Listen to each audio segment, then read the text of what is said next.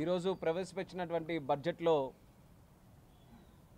ఆంధ్రప్రదేశ్ రాష్ట్రానికి సంబంధించి ప్రత్యేకమైనటువంటి దృష్టి పెట్టి ఆంధ్రప్రదేశ్ రాష్ట్రంలో గత 5 సంవత్సరాలుగా ఉన్నటువంటి సమస్యలకి ఒక సమాధానం చెప్పే విధంగా రాష్ట్ర ప్రజలు కేంద్ర ప్రభుత్వం రాష్ట్ర ప్రభుత్వం మీద పెట్టుకున్నటువంటి నమ్మకానికి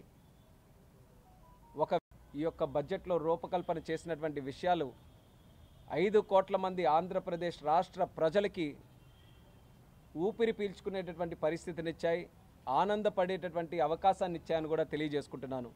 దానికి ప్రత్యేకమైనటువంటి ధన్యవాదాలు కేంద్ర ప్రభుత్వం ఆర్థిక శాఖ మంత్రి మన నిర్మలా సీతారామన్ గారు, అలాగే ప్రధానమంత్రి నరేంద్ర మోదీ గారికి మన 5 కోట్ల మంది రాష్ట్ర ప్రజల తరపున తెలియజేస్తున్నాం. 5 సంవత్సరాలు జగన్మోహన్ రెడ్డి తాలూకా పరిపాలనలో ఆంధ్రప్రదేశ్ రాష్ట్రం సుమారు 20-25 సంవత్సరాలు వెనక్కి వెళ్ళిపోయే పరిస్థితి మనం అందరం చూసాం. ఏ ప్రజాస్వామ్య వ్యవస్థ కూడా చక్కగా లేదు, ఏ ప్రాజెక్టు కూడా ముందుకు నడిచే పరిస్థితి లేదు, ఎక్కడ అభివృద్ధి ఒక పైసా ఖర్చు పెట్టి రాష్ట్రాన్ని అభివృద్ధి చేసే పరిస్థితి లేదు.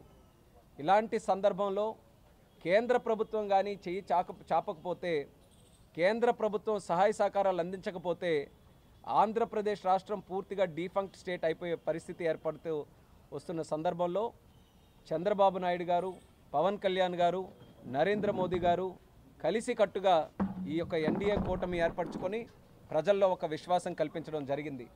ఎన్నికల ముందే వాళ్ళందరికీ కూడా హామీ ఇచ్చాం, ప్రజలందరికీ కూడా మళ్ళీ రాష్ట్రంలో చంద్రబాబు నాయుడు గారు, కేంద్రంలో మోదీ గారు వచ్చిన తర్వాత రాష్ట్రానికి అన్ని విధాలుగా న్యాయం చేస్తామన్న మాటని ఈరోజు నిజం చేసే విధంగా బడ్జెట్లో అన్ని విషయాలు కూడా రూపకల్పన చేశాం. బడ్జెట్లో సుమారు 15,000 కోట్ల రూపాయలు మన ఆంధ్రప్రదేశ్ రాష్ట్రానికి ఒక గౌరవాన్ని ఇచ్చేటటువంటిది, ఒక అడ్రస్ కల్పించేటటువంటి రాజధాని మన అమరావతి. దానికి 15,000 కోట్ల రూపాయలు స్పెషల్ ప్యాకేజ్ కింద కూడా ఈరోజు నిర్ధారించడం జరిగింది. మరి ఆ అమరావతి క్యాపిటల్ చూసుకుంటే సుమారు 33,000 మంది రైతులు 30,000 ఎకరాలకు పైగా భూమిని కేటాయిస్తే అదంతా కూడా శ్మశానం చేయాలన్న ఆలోచనతో జగన్మోహన్ రెడ్డి ఏ రకంగా కక్షపూరితంగా అక్కడ ఉన్నటువంటి రైతుల్ని కూడా ఇబ్బంది పెట్టారో, అమరావతిని ఏ రకంగా అభివృద్ధి చేయకుండా చూశారో మనం అందరం చూసాం. మరి ఆ రోజు ఇచ్చినటువంటి హామీ ఎన్డీఏ ప్రభుత్వం మళ్ళీ అమరావతిని రీబిల్డ్ చేస్తుందని చెప్పాం. దానికి అనుగుణంగా ఈరోజు నిధులు కూడా కేటాయించాం.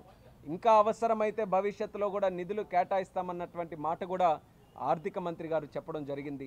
దానితో పాటు పోలవరం జీవనాడి ప్రాజెక్టు ఎంత కష్టపడి చంద్రబాబు నాయుడు గారు దాన్ని పూర్తి చేయాలని అనుకున్నారో ఆయన తాలూకా పని కాలంలో మనం అందరం చూసాం. మరి ఆ రోజు సుమారు 72% దాన్ని పూర్తి చేస్తే జగన్మోహన్ రెడ్డి వచ్చిన తర్వాత దాన్ని తిరిగి మళ్ళీ నెగిటివ్ డెవలప్మెంట్ కింద 20% వెనక్కి వెళ్ళిపోయే పరిస్థితి వచ్చింది.